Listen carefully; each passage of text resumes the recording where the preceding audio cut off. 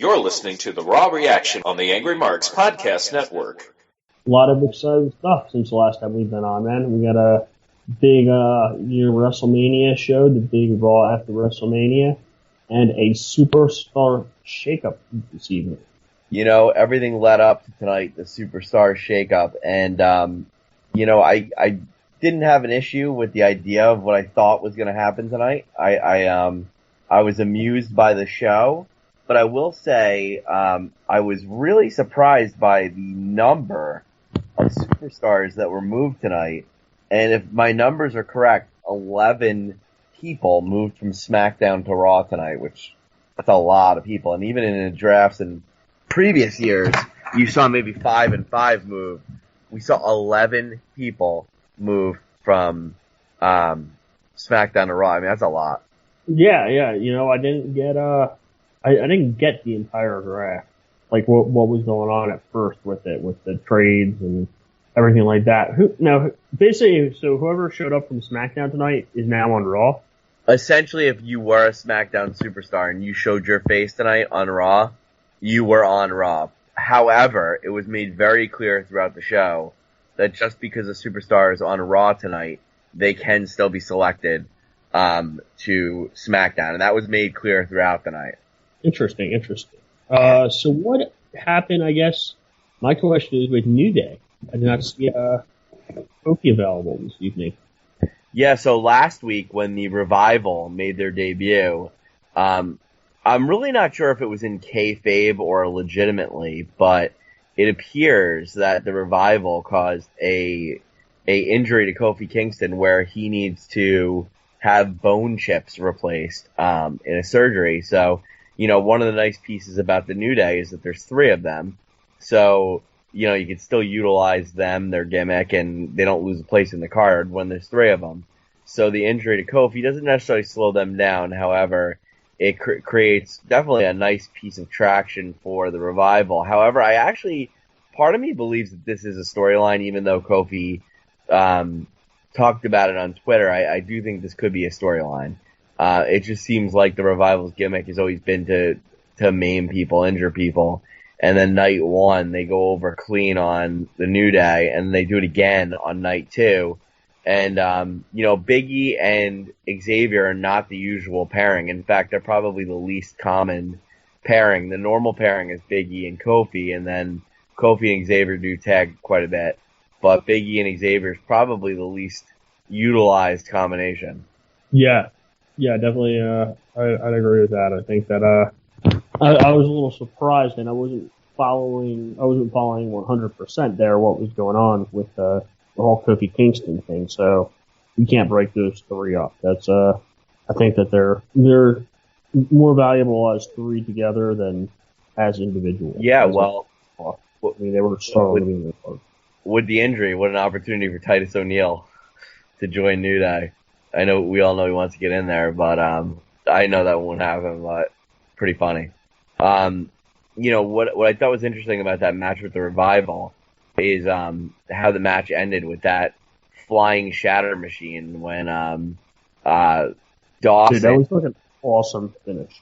Yeah, he kind of botched it a little bit, but it still looked awesome, even in, like, it wasn't perfect, but the way they pulled it off, it still looked absolutely awesome. Basically, Dawson kind of caught him and set him for Dash to hit his piece of the maneuver, and it looked awesome. Even in the state of how they nailed it, I've never seen them actually hit it that way before. It was an awesome finisher, and Xavier sold it perfectly. It looked like they killed him. I mean, it was an awesome exchange. Yeah, I mean, it almost looked like a code breaker the way he landed it. Well, the WWE tag division gets a little shot in the arm tonight because Rhino and Slater were moved over to Raw, as well as Kalisto. And if I'm not mistaken, Sin Cara's home brand is actually Raw already. So now the Lucha Dragons would legitimately be reunited. And Slater and Rhino are coming over actually as a tag team. I don't know if their plans are to reunite the Luchas, but that's interesting nonetheless because Kalisto is flirted with 205 Live. Yeah, that's interesting. And you know what? I mean, between Heath Slater coming over, along with possibly the Lucha Dragons coming over, I mean, we have a pretty deep tag division on Raw here now. I mean, we have the Revival just came up with New Day, who's still around. The Hardys, the tag champions, Gallows and Anderson, Enzo and Cass, and Enzo and Cass didn't wrestle tonight. I don't did they? I'm trying to think. Yeah. Did I have that? I know that backstage segment with Seth Rollins. Yeah, that was it. You know, that's probably not a good sign that they're staying on Raw, right? I mean, if they didn't have a match tonight and just a vignette, I would think that that's probably more likely they're gonna move. It's not guaranteed, but I would think it's more likely. Yeah. Now, does that mean that so basically that means that Ambrose and Miz are now on Raw? Well, we'll get to that, but Yeah. we'll get to that. But I do think there's a good possibility that Enzo and Cass move to SmackDown because, number one, the WWE really likes them, especially Cass as a future superstar. And they do want to keep Cass happy, and moving him on the same brand as his real life serious girlfriend, Carmella, I'm sure is something they want to do to keep him happy. So, you know, that's another thing that may be part of the decision. Yeah, and you know what? Another part of that would be, I mean, with Cena going out with, I mean, he's doing his film and whatever. I mean, is he going to be on? He's not going to be a full-time superstar probably for much longer. So I think developing people who you have the 5-year-old to 13-year-old subset of fans, Enzo especially and Cass are good fluffers for that age. Oh, well said. I mean, that's a really good point. I mean, they really do appeal to the younger fans. So if they're ever going to put a push on Cass, now would probably be the time. And what better time to put him on a more depleted SmackDown brand? Well, speaking of the tag teams, to your point, Gallows and Anderson, the club, teamed up with the Shining Stars, and they took on an 8-man tag. 4-on-4, they took on Sheamus and Cesaro and the Hardy Boys, who coincidentally have a match for the tag titles against each other at Payback. One thing I would just say is, first off, I really like this feud, this face feud between Cesaro and Sheamus and the Hardys, and I like the way they worked together today and just dominated the heels, and then shook hands at the end. But I have to say, the Hardys are so freaking over, it's not even funny. That crowd was popping like an Attitude Era crowd. Yeah, and you know what the amazing thing is? They haven't had anything on the mic yet. Not really, just backstage. This is all, basically, they've gotten hired off of like some silly sketches that they did with TNA and like their Twitter. Like they haven't said anything. Part of it is probably I think when they lose the belts or someone wrongs them, that's when they're going to turn broken. There's no doubt they're going to turn broken because in that match, you got to see a couple delete motions by Matt, but also when he slammed down one of the heels, he did his trademark, wonderful! And I definitely caught that in the mic. If anyone who's listening, he did in accent do the wonderful, which was awesome, if you heard that. I mean, it's just great to see the Hardys back. They're so awesome. And the Broken Hardys when they come.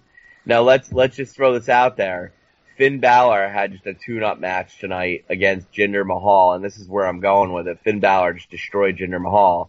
But Finn was cut off on the mic by the newest superstar, and I mean superstar on Raw, Bray Wyatt. And I think Bray Wyatt will be the man to break Matt Hardy. And it is, if done right, broken Matt Hardy and Bray Wyatt could make some of the most legendary WWE TV ever. No, forget that. Some of the best legendary wrestling material ever. A feud people will be talking about 30 or 40 years from now. How about that? Wow. That's impressive. They definitely have two cooler entrances. I think Bray Wyatt's character is so untapped. And I just don't think they've gotten there yet with it, and I think they will. I think they're finally committed into him, and I think Matt Hardy's going to bring something out of him amazing. And the Broken Hardys. Why do you think it's Matt Hardy of all people?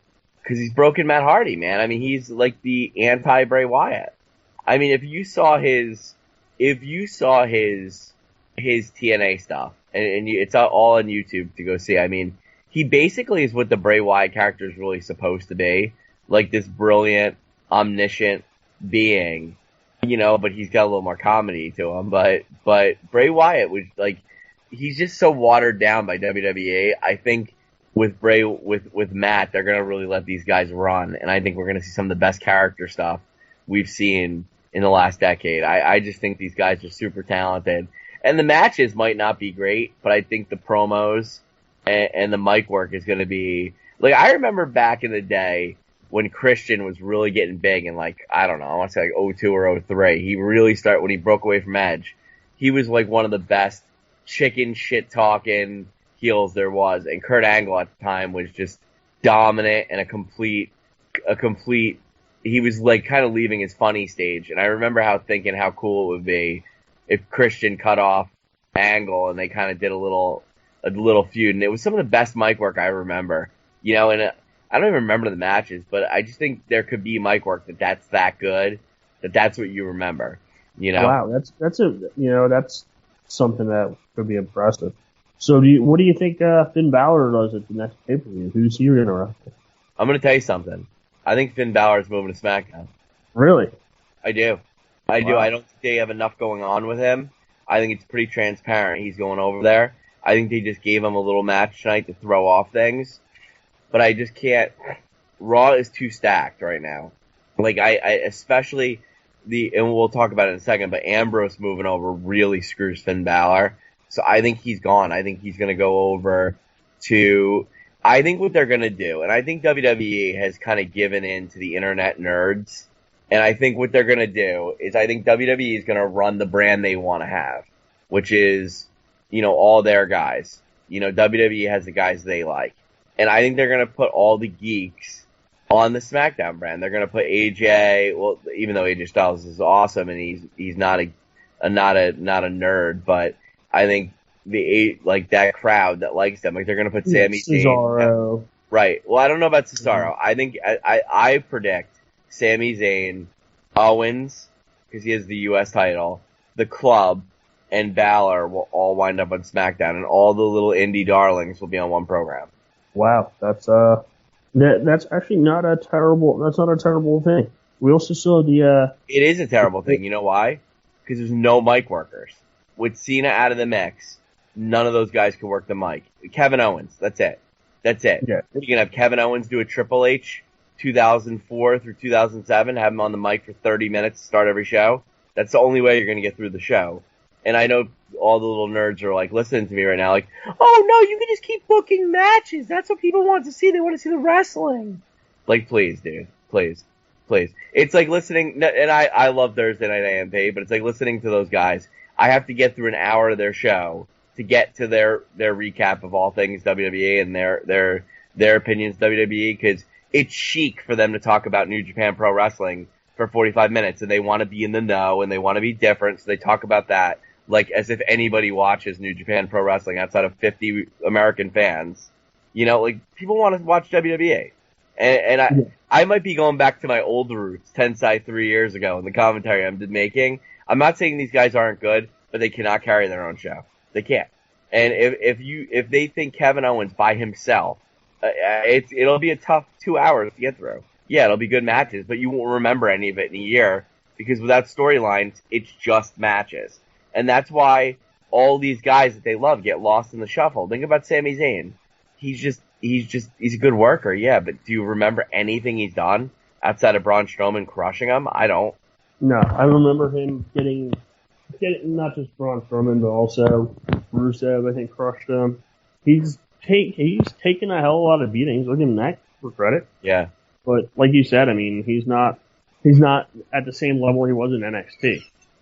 Let me tell you something. If Kevin Owens goes over to SmackDown and they don't move anyone else really big, well, let's say with the exception of Finn Balor, I don't think Finn Balor is that big yet in WWE, and he will be. He's clearly he was the first Universal Champion, right? But my point being is with Lesnar, Reigns, and all, if they don't move Reigns, Kevin Owens has a chance to, and he already has been awesome this past year as the champion, but he could go down as like one of the greats. I think Owens has so much potential to be just good for so long. I mean, he's still over now. I guess my question is: does Owens they swap? Do they swap? Obviously, Ambrose is already over there with the IC strap. They swap the U.S. Championship. Yes, and I think they knew this the whole time, and that's why they didn't change the designs of those specific belts. Okay, all right. Interesting. Now, I will tell you, all the people WWE loves though, like, are now on Raw, right? Like all their guys are on Raw, which, you know, I was really surprised when, especially you could see that when they moved Alexa Bliss over. I'm like, oh my god, they are just stacking the deck to Raw. However, I do like how they slipped Mickie James in there too, just to make sure she's out of John Cena's way and off John Cena's show. That's pretty damn funny. Yeah, I was gonna say that can only lead to another sex video. Miz got screwed in this deal. So the show started tonight with the Miz doing his John Cena stick that he's been doing on SmackDown with Maurice as Nikki Bella. And when I saw them come out, I'm like, that's just too bad, man. Miz was really taking advantage of the SmackDown card and the fact that SmackDown's not as stacked, and he has great chemistry with Daniel Bryan, and John Cena obviously gave him great rub, and Miz was finally getting back to kind of where he was, and you could just see he's going to get completely lost in the shuffle on Raw. You got Lesnar over there, Reigns, Rollins, now Ambrose. Ambrose came out immediately, dumped him on his head, you know, and gave him dirty deeds and said, you know, here I am on Raw with you. I thought you were actually John Cena, but since you're not, I'm going to plant you. I mean, oh man, what 2 steps forward, 3 steps back for the Miz. I felt bad for him, but great for Ambrose. He needed this change. Ambrose couldn't have been a better time. He's definitely lost. Yeah, and don't get me wrong. I mean, he's had a nice little feud with like Baron Corbin, whatever. He's held the belt for a little while. I mean, but yeah, like you said, I mean, I think that freshens it up for him because ultimately Ambrose, if done right, he can be a championship contender. Well, he can be at the top of the call. Yeah, you know, I'm just typing right now. I'm like writing this down, like, cause I don't have a sheet of paper with me, and I'm looking at like right now, like obviously a top guy is gonna move, but you know, Owens is gone. I'm positive of that. So right now on Raw, you got Lesnar, Wyatt, Samoa Joe, Roman Reigns, Seth Rollins, Dean Ambrose. I mean, how is the Miz going to break through all that? Now you figure Balor's gone. I'm saying Balor's gone, Owens is gone, and I think that's all they'll take. I mean, those are 2 big names moving over. Let's say Reigns 1, and Owens 2, Ambrose 3, Lesnar, Wyatt, Joe. That's 6 guys that he's never going to go over on. Yeah, good point. That's a lot. It's so clear they're lining up the Shield. But let me tell you something. You know what would be funny? All the dirt sheets are saying Reigns is moving over to SmackDown. Now, wouldn't it be funny if they move over Balor and Owens and they give everybody their jerk heroes? They got Nakamura over there, AJ Styles, Sami Zayn, like all the jerk heroes are there. And then they send Roman Reigns over there to fucking bury all their heroes. Like, would that be? Or I was gonna say Lesnar. If they sent Lesnar over, that would be even better. That would be even. You would kill all. Like, it's great that you're 6'3" and 215 pounds. Here's Brock Lesnar to literally beat the piss out of you. But the marks, even the internet marks that like call him a part timer, like when he gets in the ring, they all bow down and kiss his ass. They all love Lesnar when he's out there. You know what I mean? They really do. They say they don't, but they do. Everybody truly thinks Reigns sucks. Reigns would be such a McMahon move just to send him over there to beat all their guys. That's such a Vince move. Or maybe even sending Reigns Strowman over. Well, Strowman, I forgot to name him. He's another guy Miz is not going over. I think Strowman stays on Raw. I mean, I don't get why he's lost his steam. That's the thing. I think he's sort of lost his steam.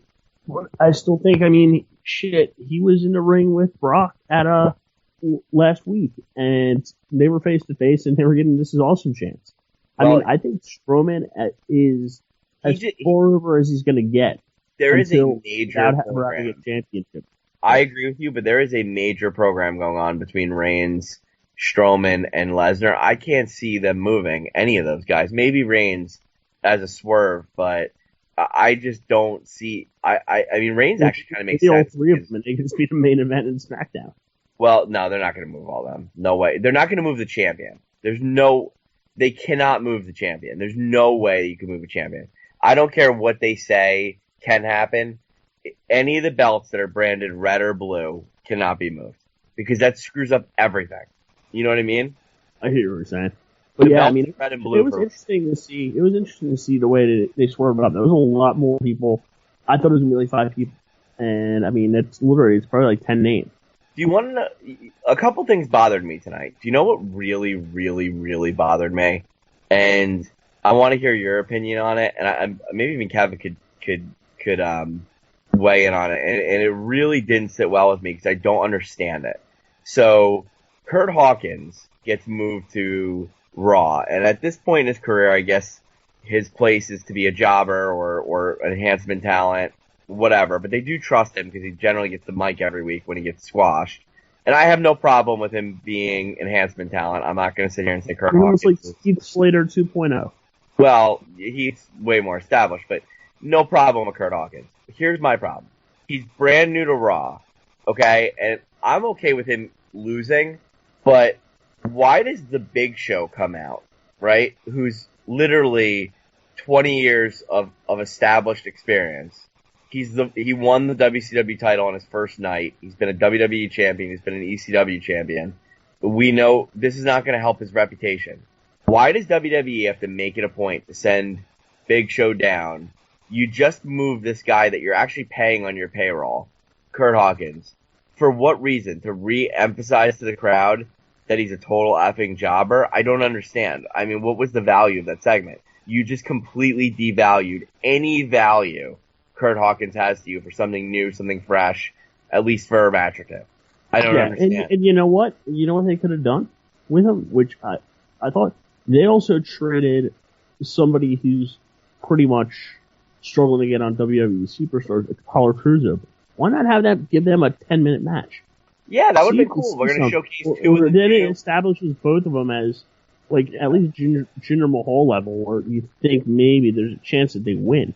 I like that idea. Kurt Angle said, we got these two guys. We think, maybe they could do something over here. So we're going to put them against each other and see what they can do. Like, I just don't understand. Like, so now is Big Show more over than he's ever been because he killed Kurt Hawkins? No. You just completely devalued Hawkins. I don't understand. And I get that, hey, he's one of the... But I want you to explain what you think of that. Like, I really want to understand that because I'm, like, really confused. I mean, to be honest with you, I don't know if Big Show was doing this. I mean, I think this was his last WrestleMania. I don't know what that was for. I mean, there was really no point there. I agree. Let me give you another thing that really pissed me off tonight. Now, I like tonight's show a lot, but, I really am pissed at Nia Jax. I'll tell you why.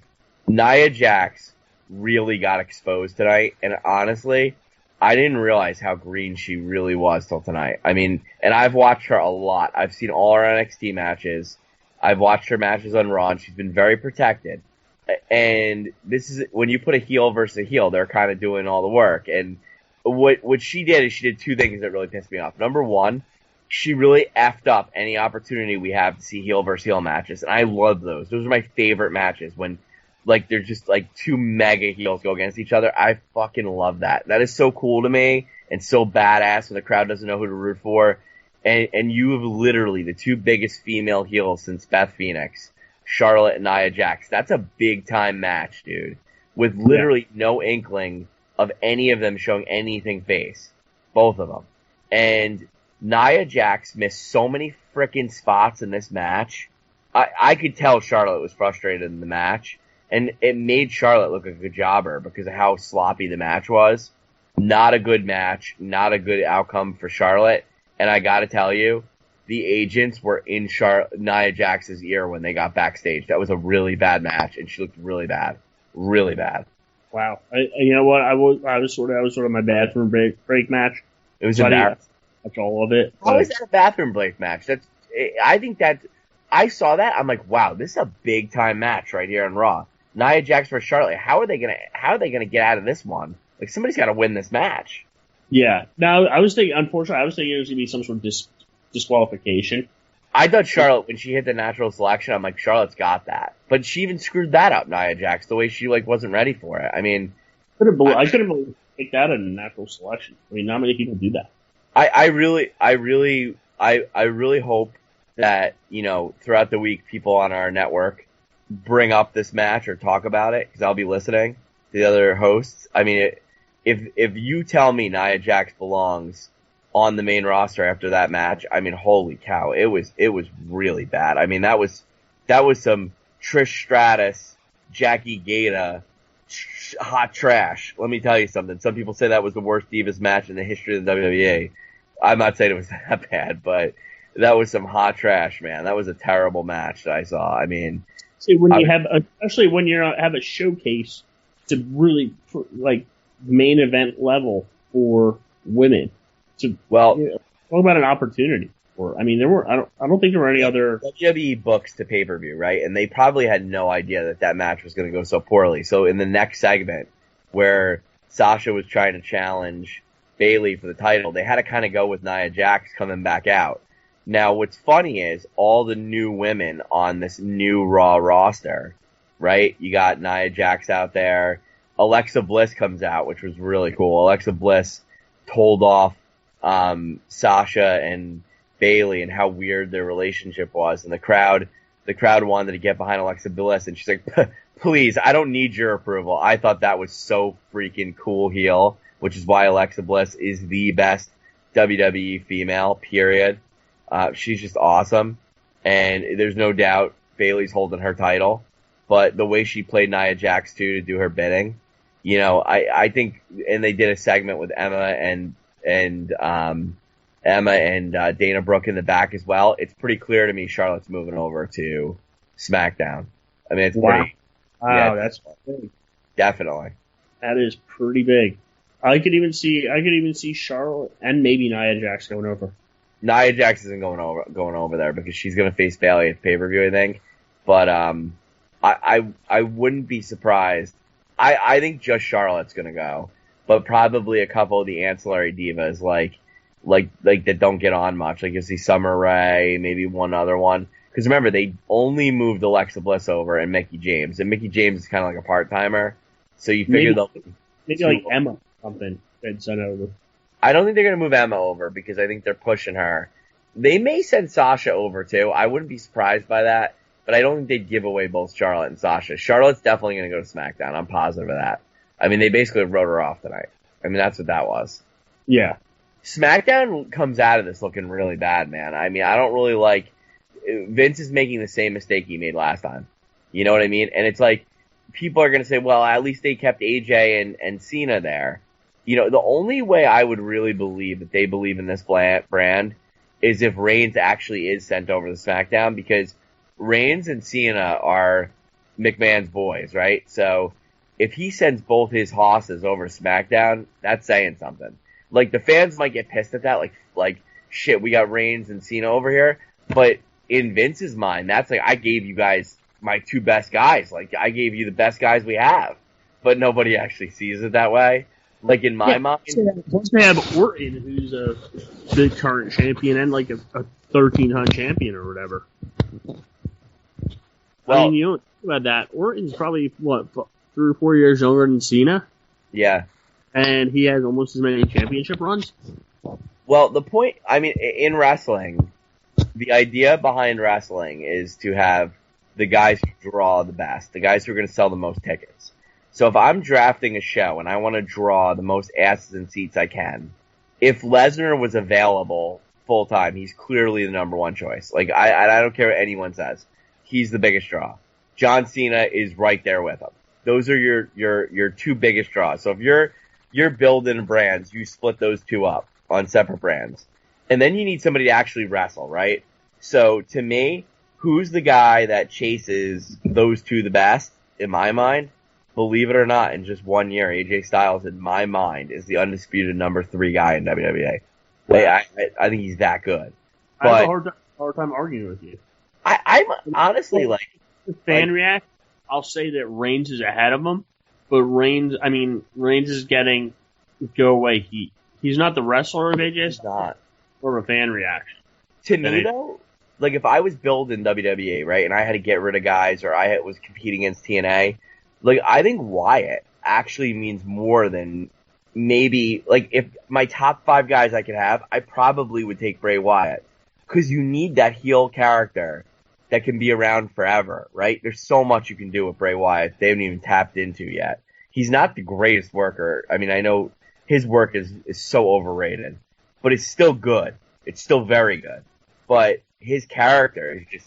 He knows how to tell a story. Oh, he's awesome, dude. I mean, they're not taking the chains off him yet. I mean, I think there's so much you can do with him. Like, honestly, man, I think Rollins just is what I thought he was 3 years ago. Like, and I've apologized over the last 2 years, like saying, oh yeah, Seth really has been great. Seth's a great heel, but he is just not a good face, and I don't think he's a top guy. I just don't see it anymore in Seth Rollins. I think I was initially right about him. I just don't think he's top guy. I just don't. Yeah, I see him like maybe a step above Ambrose, or maybe I think the internet wrestling crowd is totally wrong about Dean Ambrose. He's getting killed. Every time I go into a forum or see something, people are like, Ambrose sucks and this and that. It's just they forget, there's the cycles, dude. Like, you can't all be on top. Like, these guys go on runs. That's how WWE books. They book a guy on a run. And then when it's time for his run, they have 9 months. They're great. And, Ambrose to me is kind of like Bray Wyatt. He's just the character's got a lot of depth. And I don't think you have to be the best worker on the roster if you have a great character. What makes AJ Styles so special is he has like no character, but he's a memorable worker.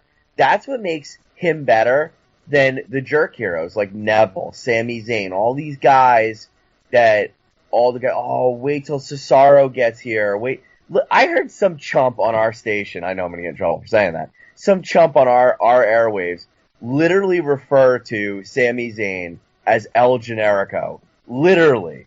On our podcast, here, on our podcast, he called him several times. El Generico got eliminated from the match. I'm like, dude, you're not cool. You're not cool. Call him by the right name. Like, he hasn't been El Generico in like 3 years.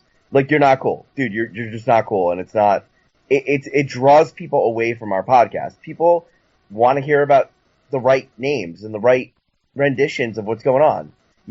Some of the best stuff we've had on the podcast was the guys, they used their knowledge when we had 205 Live in a tournament, or we had that European tournament.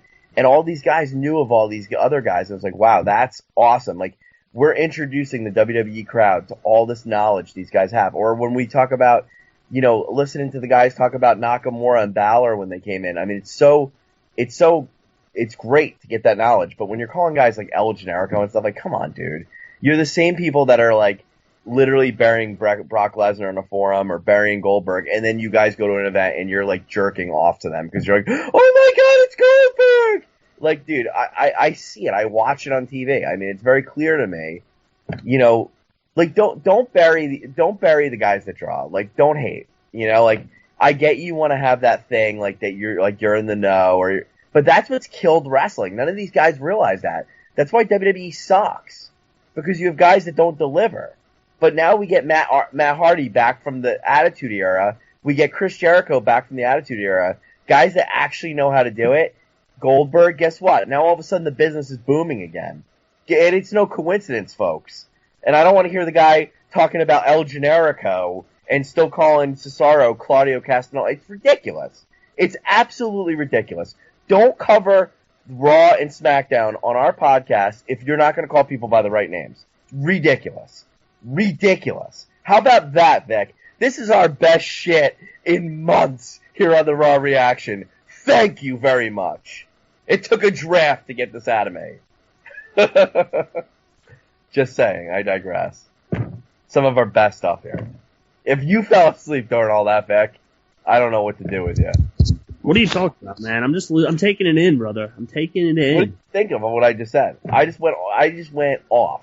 Kevin's somehow going to forget to turn the recorder on, and we're going to lose all this magic. But this is the most heartfelt stuff I've ever said on these airwaves. Right there. Now, for you, where do you think new WWE superstar The Drifter goes? Elias Sampson, I actually think he has the opportunity to be one of the coolest characters in WWE. I think he's going to be just that. Completely the Drifter. And I think he's going to be the one wrestler they let go on all shows and every show. I think he's going to show up on 205 Live. I think he's going to show up on the UK shows. I think he's going to show up on Raw because he doesn't have a home now that he's not on NXT anymore and he's not under contract. He is going to be everywhere and it is going to be awesome. Did they say he's not under contract? They didn't say that, but they didn't say he was. They just said, what's Elias Sampson doing here on Raw? But he just lost a loser leaves town match and then got exposed under a mask in NXT. So he really doesn't have a home. Interesting. So he really is the Drifter. He really is the Drifter, which is awesome writing. I love that. It's pretty cool. The funny thing about the Drifter, Elias Sampson, is he's a smaller guy, like in height, but he's pretty jacked up. You know, yeah. He's not a bad worker. Older based on his like physique. He kind of looks like Tony Nese, to be honest with you. But or could he be just wearing a Tony Nese mask? Well, then he'd probably be El Generico, right? I mean, that's what that gimmick was. By the way, Kevin, any thoughts on my comments about anything I've said tonight? No, I think you're pretty spot on, actually. Thank you. I can't believe you actually agree with me. I just think we should call people by the right name, and I think the knowledge is great, but I think we really need to evolve as wrestling fans. And like, you know, these guys are different characters now, and they're different. You know, like yeah. I don't need to hear about how AJ Styles and yeah, hearing about them in New Japan. Well, in New Japan Wrestling, he did this and that. Like, dude, are you? This would be like me coming on here and literally talking about every character where they were in the Attitude Era. Like, that's still on. Like, this is exactly what they did, and they should book Matt. There should be Michael Hayes should come out, and he should coach them and lead by example, and then like when the Revival comes out, Bradshaw should come out with Farouk, and they should, like, you know what I'm saying? Like, come on, dude. Like, the product evolves, the people evolve, and these guys are so much better off. Let me tell you something. Sami Zayn is so glad that he is Sami Zayn and not El Generico. Trust me on that. Sami Zayn and Kevin Owens are making so much money right now. Do you know how happy these guys are? They want to be Sami Zayn and Kevin Owens more than anything. And they get off to the fact that they're in crowds of 20, 30, 40,000 people, depending on the event. They don't want to be in front of you chanting "You deserve it" in a 100-man bingo hall. They want to be hallway or BFW. No chant pisses me off more than "You deserve it." What do you mean "You deserve it"? Are we not supposed to believe in kayfabe anymore? I'm sure that's been covered here, but "You deserve it." Oh my God! Please, no, absolutely not. No, you deserve it. No, you deserve it. What does that mean? You deserve it? Like some dumb marks. Like, oh, we cheered for you. No, you got, like, no, dude. Vince decides who's the champions. Period. Yeah, I mean, even Daniel Bryan. Well, I'll tell you. You want a guy to be a champion. Are you ready, Vic? Here is how you get a guy to be champion. Everyone, if you guys want your wrestler to be a champion, I can tell you what to do. I can tell you how to do it. I know how to make any wrestler the WWE champion. You ready? Buy all their effing t-shirts, all of them. All of them. That's how they decide who draws. By who sells the most shirts. Dude, why do you think Bayley's the champion? Dude, you knew Bayley was gonna get a rocket up her ass. Every little girl in the crowd has a Bayley shirt on. Right? And that's cool. That's what the kids like. That's what, you know what I mean? And it's like, Bayley's definitely, I don't know. I don't want to say she's better than Becky Lynch, but I think Sasha Banks I just don't think she's had I don't want to blame the bookers, but I don't think they've really booked her great in WWE since she's gotten there. But I actually think Charlotte and Sasha are a lot better wrestlers than Bayley. And I think Bayley's very overrated because of her series matches with Sasha Banks, where Sasha really was, I still believe Sasha Banks is one of the best wrestlers in the world, male or female. It's just tough to do that when You know what? You know how I would sum up Sasha Banks, Vic? Sasha Banks is like a running back that needs 30 carries a game. And she doesn't really get good till you got like carry 12, 13, and 14. So you can't just put her in it as a third down back. You got to give her a chance. You can't give her 10 carries. I get what you're saying. Exactly. And I think that's what kills her. Like, I really think instead of doing 3 women's matches on Raw, I'd rather see one really good match. Like, one really good match show where they let these guys showcase themselves. Because it's kind of like 205 Live, right? Like, when they do 2 matches instead of 3, and you can really see what these guys can do, you know, you get really, really, really, really good work. And try, like, you put sorry, go ahead. If you're doing 3 5-minute matches, you're putting over 3 wrestlers. If you do 2 longer matches, you're putting over all 4 wrestlers. God damn it, Vic. That is the best thing you've said. That is so true. If done right, you put over everybody, right? I mean, let me tell you something. You know, you look at a match like that Cena AJ Styles match. What was it? At Royal Rumble.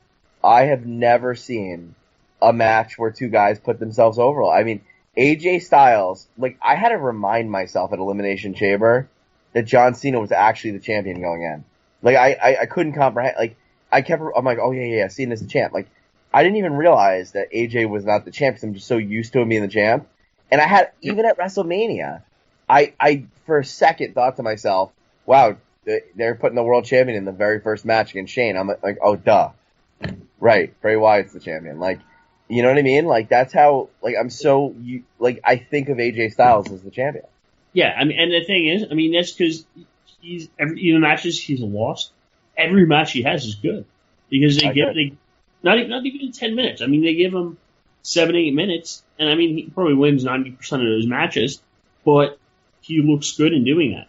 And he helps the opponent look great. I mean, he took somebody who's pushing 50 years old, is not in wrestling shape, has never really been a wrestler, has pretty much been a glorified spot monkey who will jump off the highest thing available, and he made him look like a top 5 wrestler in WWE.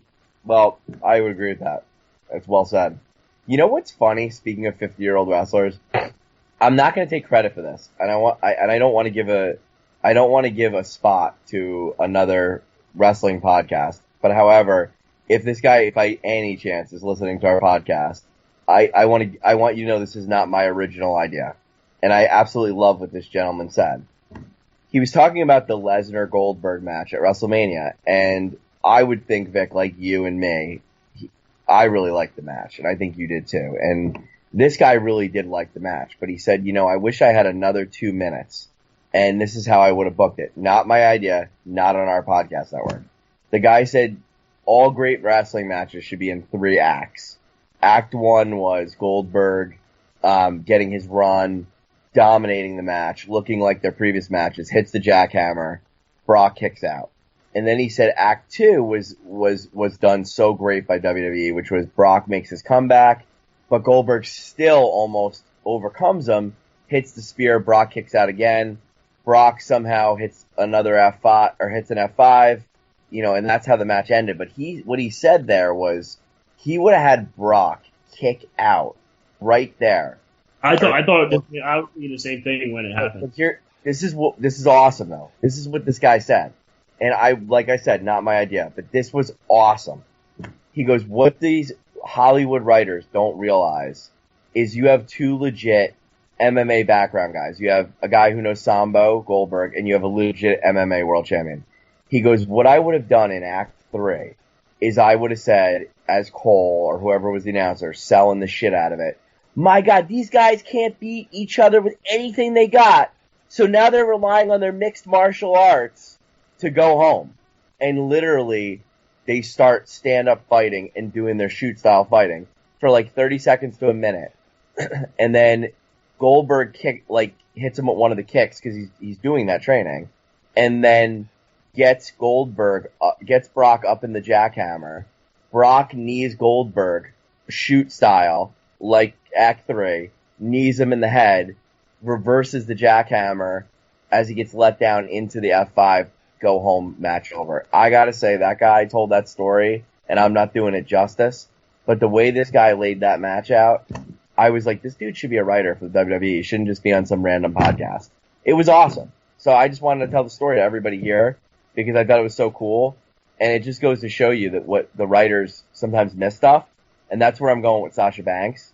Like, the writers miss stuff. And I think Goldberg and Lesnar could have both looked even more incredible than they did at WrestleMania had you did something like that guy said. So, you know what, man? The one thing, my one thought on the WrestleMania Goldberg versus Lesnar match, maybe it was the intros and maybe it was like a football field long ramp to the ring, but I thought that match felt like, I think it was only like 4 minutes, 30 seconds, something like that. I felt that match felt like it was like 8 minutes. It was perfect.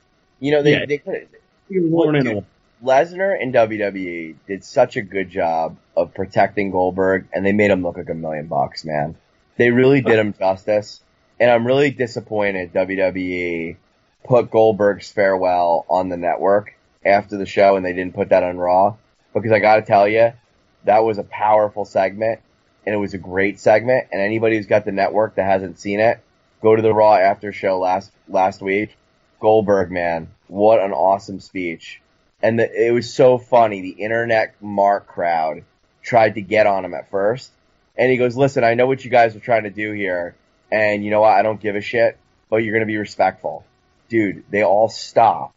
And then they started cheering for Goldberg. Like, he actually put the little bitchy, little Mark fanboys going into business for themselves in their fucking place. And it was awesome. They, like, actually backed down. Like, these dweebs. Like, you don't disrespect a legend like Goldberg, man. And it was so cool. And you know what, man? Those people are ruining wrestling. And I love that the talent is really revolting against that group of fans. Because you know what McMahon and WWE's realizing? Those guys don't buy a product, dude. They don't. Those guys just get tickets to events and they go to like one show a year. The people that spend money on WWE, look out into the crowd. It is the dad or mom who's buying the Bayley and John Cena shirts. And God knows how many freaking wrestling figures. Hundreds of them. They've got the network. Dude, WWE's getting it. That these dorks don't control. And that's why they go look for New Japan Wrestling and all these other shows. Because they're like, well, like, dude, the show is not written to you. You selfish little, like, special snowflake. Like, I have no problem with Bayley and John Cena going over if that's what sells. Like, we want the business to survive. Like, dude, I miss the late 90s when the NWO was awesome and you'd go up and down the boardwalk in New Jersey and every fucking person had an NWO shirt on. And the ones that didn't have NWO shirts on had the Generation X shirts on. Like, that's how mainstream wrestling was. Now you wear a wrestling shirt, dude, you deserve to get your ass kicked. You should get your ass kicked. If you wear a wrestling shirt in public, you should be beaten with an inch in your life. Or a Bayley shirt in public. And part of it is, like you're saying, I mean, I think we talked about this a couple shows ago. God, I feel good tonight, Vic. I got my show back. We're going back to old times, man. Dude, the WWE, the problem is that the fans want somebody who looks like them. No. The internet fans want that, and they're just loud because they're the ones that are on social media. Yeah, those are the ones that just who look like them, like not like John Cena who works out. Does a lot of. Can I just tell you something? I had a coworker who went to Raw last year, and he was like, "I got tickets through our company because like they were just giving them. We had them for like client stuff because we get like every event at where this event was held." So he goes, you know what? He goes, literally around me was literally a group, not together, like groups of 35 to 40-year-old fat males, like obese males that look like they've never worked out a day in their life. Like 8 of them. The whole time. And they were in CM Punk type shirts, and they were just, he said they were yelling, literally screaming the whole show. Just yelling stupid shit, and they would not stop the whole show. And he's like, there was a group in front of us like that, a group behind us like that, and everything's a profanity. And he goes, there's literally a little girl with her dad that could literally beat the shit out of all these guys if he wanted to. Like, literally these guys are yelling. And that's why I love when Goldberg was in the audience last week and he's like, hey, tough guy, watch your fucking language. He didn't say that, but he said, watch your language. Like, there's kids around, you know? And, like, you know what? We're on the airwaves at 11 o'clock, you know, tonight, like, and kids aren't downloading podcasts. Like, you know what? If we were G or PG, I would know not to do that. Like, these people have no class. They have no class, and they shouldn't. I don't even know how they get the money to go to shows, but they have no class. And let me tell you something. As a business person, I am a business person like you, Vic, that likes wrestling. We would never, in a million years, go to a wrestling event and drop F-bombs around little boys and little girls. Like, seriously, if you do that, you're a disgrace. You shouldn't be in the gene pool, and you're why wrestling is where it is. Like, you're a disgrace as a male, especially as a male. You are a disgrace if you're swearing in front of children. So you can yell, El Generico, you deserve it, F Sasha, or whatever they yell. I mean, it's disgusting, it's disgraceful, and there's no place for it. How about that? And I represent the internet wrestling community as a podcast host. We'll probably never be allowed to podcast again after this because there's so many guys on this podcast network that fit that demographic, and I'm so tired of it. Have some respect for the performers, the business, and the people that are paying for the merchandise, and the fans, and the guys like me and you that actually enjoy the characters in wrestling. Thank you. And what they're part of the reason that since, what was it, like 4 years ago that Daniel Bryan main evented WrestleMania, won the championship. That was the internet mark. That was their comeuppance. That was their moment to shine. The last 3 WrestleManias, I've sort of disagree. I'm going to tell you why. I disagree, Vic. Here's why. Daniel Bryan had the GOAT gimmick going for himself, right? The real reason Daniel Bryan got the push was, yes, the GOAT gimmick, which is him developing the character, which we've been talking about all night. And guess what? All the little kids were buying his shirt. All of them. Yeah, and well, the yes shirt, yeah. So for the first time ever, what Daniel Bryan was able to do was get the kids, the marks, and the smarks all on the same page. And Daniel Bryan is a genius. He worked the smarks. And they're all going to be like, oh, no, he's American Dragon, Bryan Danielson, and we made this happen for him. No, dude, first off, you dweebs knew he was one of the best wrestlers, period, and you're right about that. But what they didn't know, which was Kurt Angle's point in his Hall of Fame speech, is they had no idea the charisma this guy had. And buying that GOAT gimmick and the yes and no thing, I mean, dude, he created himself. He put the rocket up his own ass. No one else did that. Daniel Bryan did that. Bryan did that. And you know what? But you know what? If he was built like Roman Reigns, or built like John Cena, or built like somebody else, the Smarks would hate him. Well, the one thing I will give the Smarks. That's why very recently we had Kevin Owens and Bray Wyatt as champions. But they deserve it. Oh, God, I just said it. They deserve it. And I don't mean they deserve it like you deserve it. I mean, they deserve it as in the sense that they are the best all-around performers. Not you deserve it because you're a good worker. That's the you deserve it chant. But I think the most important thing to being a champion, and I know I'll get hazed the hell for saying this, is the mic work. That's everything. If you can go out for the first 15 minutes of the show, this is how you dominate the show. You talk for the first 15 minutes and you wrestle the last 30. If you can do those 2 things, you're going to be around forever until you get injured. And you look at guys like Daniel Bryan and Edge, when they started owning the mic, you know, they started going to the next level, right? Like, you know, Edge is a great example. When he started really buying that heel thing and he got in the Lita and Matt Hardy thing, I mean, it took him to another level. He became really hated. And he was on the mic like crazy after that when he was a guy they would never let touch the mic, you know? Yeah. So, but I will give the Smarks one thing, dude. Vince has got to get over that muscle mark thing, dude. I mean, it is weird the way he likes big guys. It's kind of weird. And my big guys that I like, you got to have mic work or you got to have something really special. Like Yeah, like you gotta have Heyman with Lesnar. Right. And Heyman wants to be with Lesnar. That's all Heyman's doing. And you look at Goldberg, dude, I don't remember that in WCW, but man, he is good on the mic. I don't recall him being that good on the mic. Yeah, he didn't do that much. Amazing. What's that? I don't think he probably got more mic time in this run in WWE than he ever got in WWE or WCW. Like, I'd be interested to see, like, did they ever give him a live mic for more than, like, 20 seconds? Who? Goldberg. Yeah, I mean, he talks.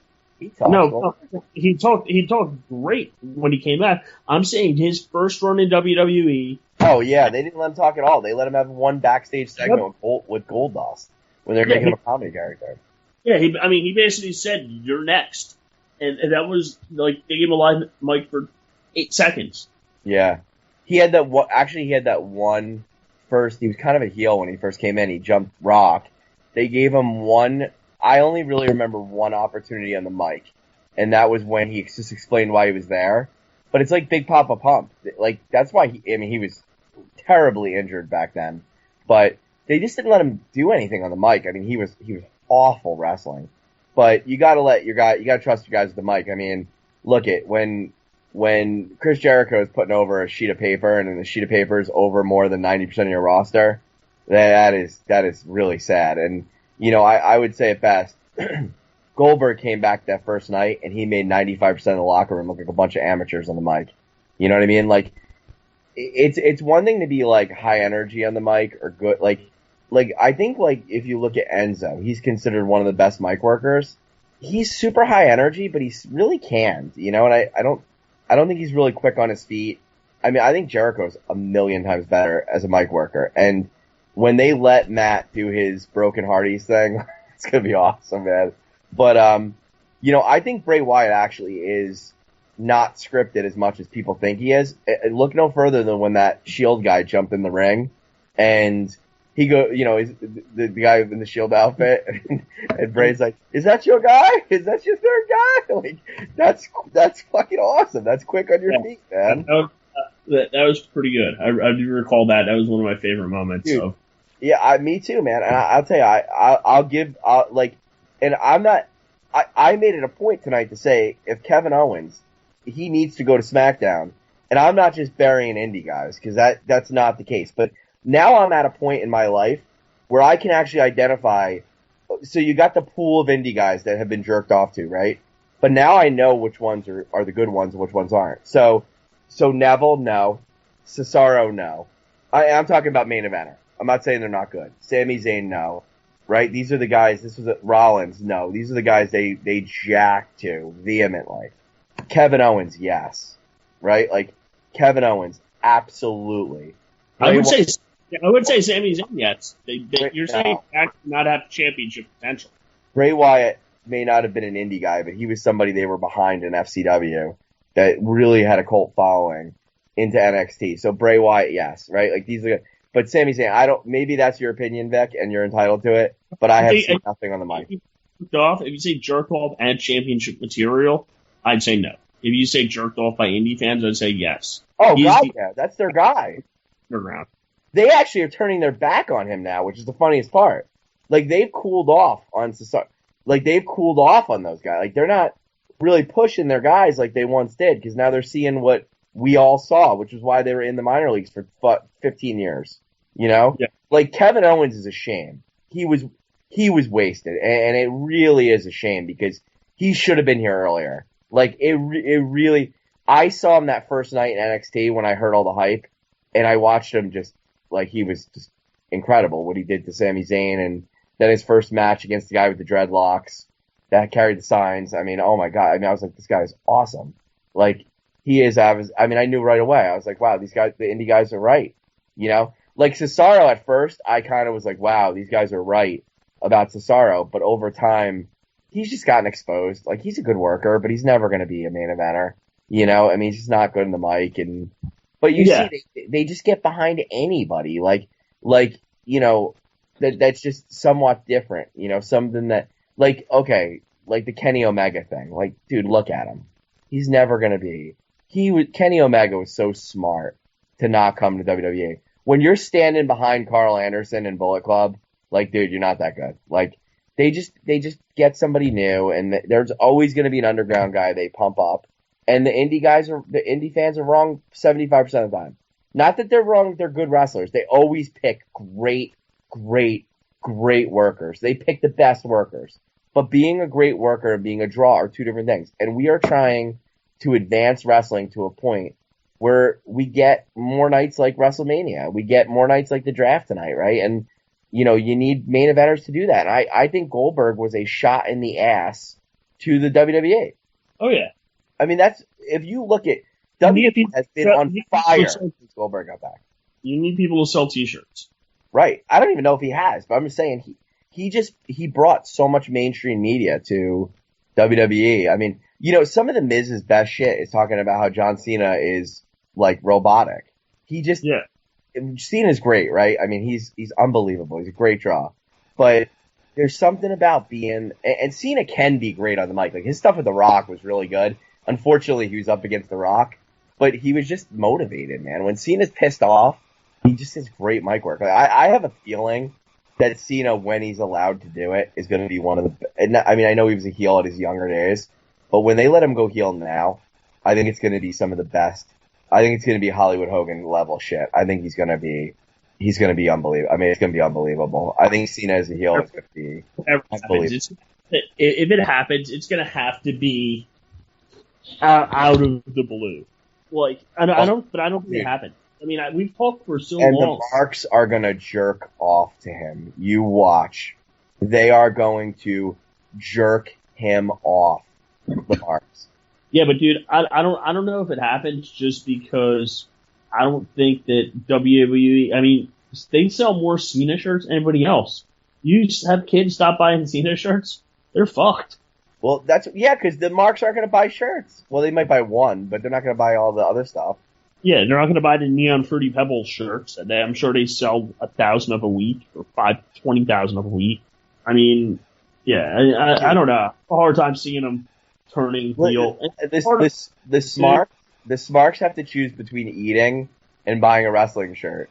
Little, as R-Truth would say, little Jimmy has so much free time, and Daddy and Mommy are working super hard in their corporate jobs, and they want to keep little Jimmy happy. And what does little Jimmy want? Little Jimmy wants every single John Cena wrestling figure. I want the one with the blue shirt, purple shirt, the red shirt, and then I want a John Cena poster for my room, and I want a John Cena hat, and I want the John Cena wristbands, and they get it all. Little Jimmy. Yeah. Listen, the good R-Truth is gone. The bad R-Truth, R-Truth, man. Little Jimmy. Anyway, it was just a great Raw tonight. I mean, it's obviously got our creative juices flowing. I mean, the only thing, like I said, I didn't like the Nia Jax thing. I didn't like the Big Show Hawkins thing, but if those are my only complaints, that's a really good thing. The Hardys tore down the house again. I gotta tell you, maybe I'm bonding with Smarks on this one. I really enjoyed Strowman annihilating Roman Reigns for 15 minutes, and then the moment people will say is corny is actually the memorable moment. You will never forget Roman Reigns flipping over an ambulance on Monday Night Raw. You just won't. You're not going to forget that. That was one of those memorable Raw moments. Right? I mean, it really was. Yeah, I mean, that's pretty impressive. Kurt Angle's man, by the way. Hear that? We had a Ric Flair sighting this past weekend. Oh, man, did I love that. Flair does not like the Smarks. That's what he was doing. He goes, hey, Smark, why don't you lose some weight and get me a beer? What did that guy say to piss Flair off so bad? I don't know. Probably not much. Any new news on Paige? No. Yes, there is new news on Paige. She's been cleared, and she will be back on the roster sometime this summer. Do you think they'll actually utilize her, Kev? I think they will. I think for whatever issues that Alberto Del Patron Rio may have with them, they're not holding that against Paige. And what about the C shot on the NXT title? I don't think they'll care. Wow. There are those that think that the NXT titles were completely redesigned because of Paige. Well, that's interesting nonetheless. If you have to edit that part out, you can go ahead. But because it's talking about the belt. We're talking about the prestige of the belt. We're not talking about anything that may or may not. I will say, this has been one of our most provocative shows we've had in a very long time. Hopefully, it gets people thinking. Who do you think? I have a question. Who's the next diva to have some sort of public scandal? Like we had Emma with the cell phone case. We've had whatever Paige has been into. We've had Mickie James with John Cena. Who's the next diva, and what is the scandal? Is it bad girl scandal or humiliation? Because I have different answers based on that. Give me both answers. I'm interested. So as I understand it, Dana Brooke is with Dolph Ziggler. Okay. Yes, and they were together at the Hall of Fame as well. Yeah. So if that is true, I don't think Dana Brooke is at all provocative or does anything bad. But I think she is just set up for humiliation and embarrassment by being part of any circle with Dolph Ziggler. So she will be humiliated beyond belief at some point. Wow. Soon. Now, if I had to pick, so it's not going to be Renee Young, it won't be Charlotte, it won't be Sasha, it won't be Bayley, because they're all, not that Charlotte's in a relationship, but Charlotte got a good head on her shoulders. Those other girls have a relationship. Alexa Bliss is in a serious relationship. I'm gonna say Natty Neidhart will probably get divorced from Tyson Kidd, because I know I could see that happening. Wow, that's a big one. Because I think she's crazy, and I think Tyson Kidd's depressed for real, not just because I saw it in Total Divas, but I think he truly is, and I think that she's always gone and he's always at home. That it's just not. Either she's gonna have to retire and have babies, or he's gonna leave. But sex situation where he's at home and she starts getting with other talent. No, she won't do that. Sex scandal, though. If that's what you're asking me, sex scandal. Although it was rumored that she'd be in one, Summer Rae just seems so skanky to me. It's got to be her. But I wouldn't be surprised if Mom Mickie James does something bad on the road. Like, I know that sounds terrible, but Magnus isn't with them, and I wouldn't put it past Mickie James. I just wouldn't. Yeah, she has a history. I just think where there's smoke, there's fire, and I think she's a very free spirit, and I don't think she'd think twice after a couple drinks. And that's my opinion of Mickie James. Now, I know Kev knows her personally. Kev, are you offended by that comment I just made? I don't think that's accurate about her at all. Was it a provocative statement? Nah, I wouldn't say it's that provocative. It's disagreeable, but... Who do you think's the next scandal? If you had to pick a diva, Kev. Well, that's Vic after you. Why do we have to pick a diva? Vic, why don't you pick a diva? Shoot. I'd put myself on, I'm pulling for, Nikki Bella. In more ways than one, if you know what I mean. I just think something could surface on Nikki Bella. Do you want to know why? Dolph Ziggler factor. I think he is just a slimy dude, and I just could see he seems like a disgruntled type. I could see him leaking stuff. I bet he's friends with Maddox, and I'm not just talking about his character. He strikes me as that. Did he date her before Cena? Yep. Good for him. Hey, a couple more things I had on. We didn't get to talk about it at WrestleMania last week because Kev missed a show. Kev, thanks. But WrestleMania post-match Taker was fucking phenomenal. I hated he lost, but it was fucking awesome what he did after the match. Would you agree with that? What do you mean? How he fucking took his coat off, took his fucking gloves off, took his hat off, left him in the ring. And him retiring? What do you think of it? Like, that was fucking cool at the end of the match. Like, it sucked he lost, but it was fucking awesome. What I find awesome about that is it wasn't at all about Roman Reigns, even though he got the rub. I mean, Taker just, even though Taker really, the match was a real stinker. Yeah, he's like, I'll have this WrestleMania moment, Roman. You go to the back. It was just all about Taker, right? I mean, basically, instead of doing a retirement at the Hall of Fame, he decided to do it in a match, and that's cool. Yeah. And it was a great moment, right? Like, I mean, it would have been something had he lost to somebody for the first time in that moment. But hey, man, he basically just made two guys because Brock has been the most dominant character in WWE since that moment. Yeah. People forget that he was losing at consecutive WrestleManias to John Cena and Triple H. He lost am I wrong? Guys, did Triple H beat Brock Lesnar at WrestleMania? Oh, no, that couldn't have happened. I think it did. Was that at a WrestleMania? Let's see. I think it was. Or was it SummerSlam? I could be wrong. I don't know. Was it Triple H, Brock Lesnar? Where did they fight? It was WrestleMania 29 in a no-holds-barred match. Was that the one? And who won that?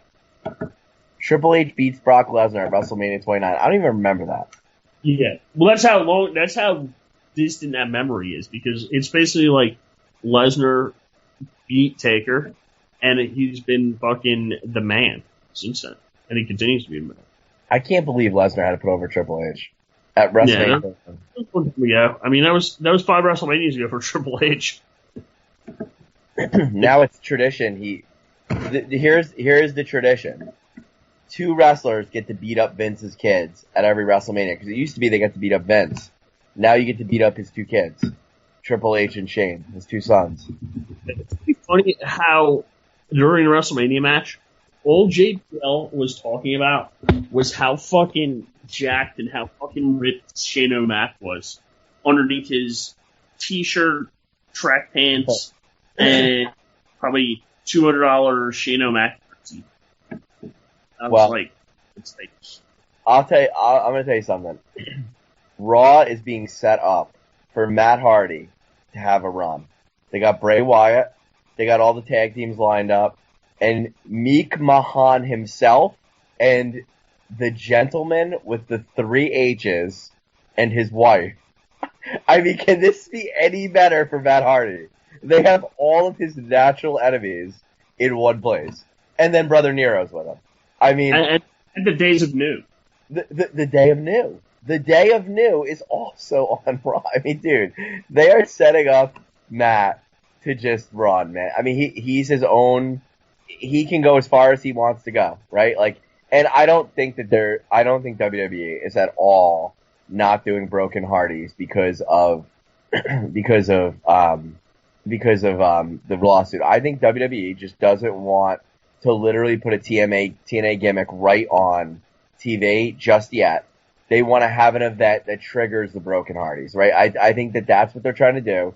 They're trying to get as much out of the nostalgia act as they can initially, have some old school Hardys, and then I think the Hardys will be broken from here on in. And that's it. They're going to just be broken. I think that right now, they're just living off a fucking hot comeback, and people are just so happy to have the nostalgia comeback that they're fucking going crazy when they come in. And the Dudleys, man, these guys can work. I mean, they're good workers. Yeah. I mean, they're great work. By the way, I texted you.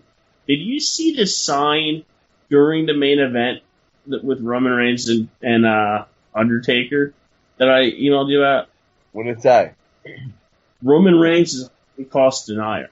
That's ridiculous, and I can't believe somebody would bring a sign like that into an arena. It's so inappropriate. Yeah, I saw it. I'm like, wow. It's like that's impressive. The guy ran over into the view. I saw it, and I'm like, what the hell's that say? And you can tell he ran into the camera view with it, and I just find it and watch it again. I'm like, oh my god, that's fucking pretty bad. That's a 60-year-old or the 50-year-old guys who are chanting fuck or whatever. Exactly, they're losers. They're pathetic because it's like their one chance to be heard. But if you want to see a real wrestling fan and you want to be ironic and you want to be funny, here's what's funny. I will tell you what's funny and what is a smirk I appreciate. Going to the Royal Rumble and in front of the camera, holding up a sign in the middle of San Antonio at the Alamo that says, "Remember the Ascension." Yeah, that's pretty funny. Or is San Antonio not the Alamo? Where is the Alamo? Sorry, Texicans. The Alamo's San Antonio. Remember the Ascension? San Antonio. Good. Okay, I was right. I didn't want to get that wrong. Yeah. No. Ascension. Remember the Ascension. That's pretty good. I don't really get it, but it's awesome. Remember the Ascension. That could be the team that the WWE has sent back to SmackDown. You sent? Well, they're already there. That's a little really. They haven't wrestled on TV in probably 6 months. Some guy. Okay, I know we don't like to advertise our site. Some guy on WrestleZone wrote an article and said the best part of the pay-per-view was the guy holding up the sign that said "Remember the Ascension." Royal Rumble, another website, had Royal Rumble mark-out moment. The person in the crowd with a sign that said "Remember the Ascension." Another post. Bizarre stuff from the Royal Rumble. LOL. Guy holding up "Remember the Ascension" sign. Somebody in the Twitter Royal Rumble room. Hashtag "Remember the Ascension." Wow. Another one on Topsy. Just noticed the, in caps, "Remember the Ascension" sign. In the crowd. Love it. Hashtag Royal Rumble. That's awesome. People love "Remember the Ascension," man. That's so cool. That's just a creative side. It doesn't really mean anything. It's stupid, but it's so funny. That's how you tell a good joke. Putting at, like, die Roman Reigns, die, or kill some, all the stuff they do. It's not funny, man. "Remember the Ascension" is funny. Or you really want to not be funny? Go to a WWE event and chant CM Punk. CM Punk. I just don't get that, by the way. Or you still got it, or you deserve it. You deserve it.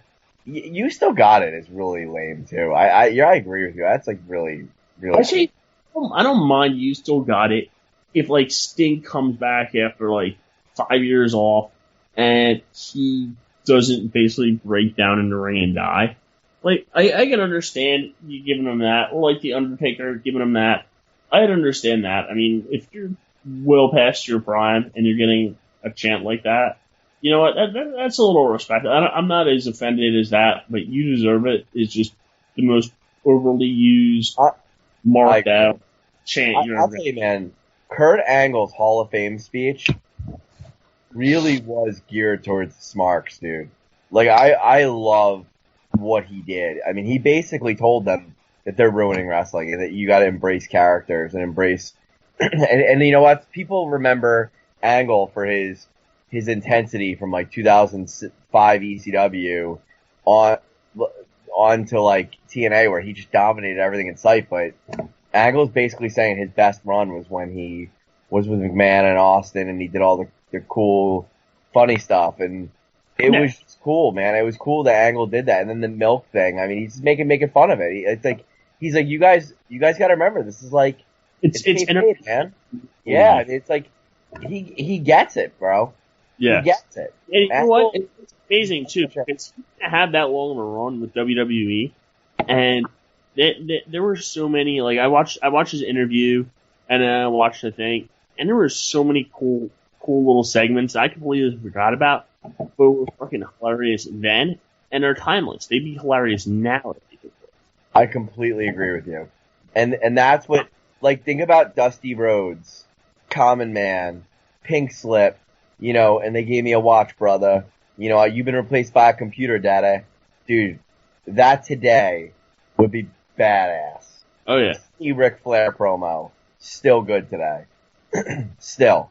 You know what? Noah's speech I also thought was really good. Diamond Dallas Pages.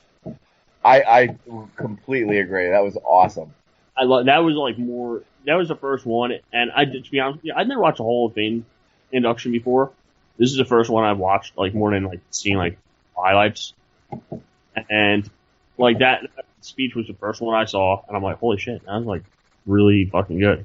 I mean, I would actually say it's probably more without the props. It's probably better than Kurt Angle. Kurt Angle's. I don't think Kurt Angle's was the best. I think Kurt Angle's was the most effective for the business. DDP, I think I agree with you. I think his was the best.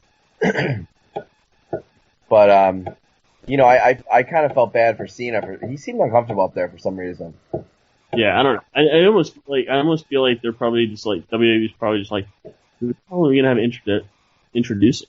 Like I don't know if he didn't have. I can't imagine him having a ton of friends in WWE outside of like friends backstage were like Lesnar and Undertaker, and they don't talk, so you can't use them. Yeah, and like Cena or not Cena. Like McMahon, he was really good friends with McMahon. I don't think McMahon would ever induct anyone just for the principle. And Austin was not available, I don't think, because they wanted. I think he wanted Austin. Yeah. Cena was fine though. I mean, he just seemed uncomfortable for some reason. I don't know why, but he was okay. But I don't know. I thought the Rock and Roll Express were okay. I thought they were. I really liked. I thought they shuffled all their papers all over the place, and I have a feeling they really had notes on them, and they're just trying to. Were good. When Ricky Morton said that Robert Gibson is the greatest human being he's ever met in his life, and he loves him, I was like that. And he looked at me and goes, "You really are the greatest human being I've ever met in my life. I love you." I was just like, "Holy shit!" And the guy's married. Like, he's got. Like, that was just awesome. Like, I mean, it was just. That wasn't about the fans. That was them too. It's just like, wow, that's a real team. Like, over a lot of years. Yeah, and they're still on the road. It's like, that was a really cool moment. And of course, the Smarks probably didn't like that either. They probably thought it was quote unquote gay, I'm sure. But it was an awesome moment. Yeah. And it was pretty amazing how you watch instead the Marks cried when Matt Hardy came down the aisle. That's when they cried. They were like, "Oh yeah, Hardy!" Hey, I loved it just as much as they did, but like literally, I was listening to this one podcast. The new shit. Listen to this. I was listening to this one podcast, one of the websites I just mentioned, and these two guys. You want to talk about soft pansies? The two men. They're men. Two men. They were talking about how they teared up when the Hardys came down the aisle because they're so excited. And the one guy goes, "Well, I didn't just tear up. I was actually like, I had tears coming down my eyes. I was so excited." I'm like, oh my. I heard that. I'm like, these guys, like, we're terrible. Like, we're just horrible podcasters. But those guys are just, they lost their man cards. Like, straight up. Man cards are gone. You're in the VFW crying because wrestling's real, damn it. It's real to them. It's real to me, damn it! But anyway, we've been on for a while. We gotta wrap this up. We're gonna go as long as Thursday Night AMP if we don't close this thing down. Yeah, they went 2 hours. I listen to them every week, and I wait for the second hour so I can listen to WWE. But, anyway, that's all we got for this week. Cav, you want to say anything as we get out of here? I know we're well over. I don't have anything to add. Let's get the hell out of here. All right, guys. Well, we want to thank everybody for joining. And I'm going to tell you something. You can expect more of this passion rolling forward.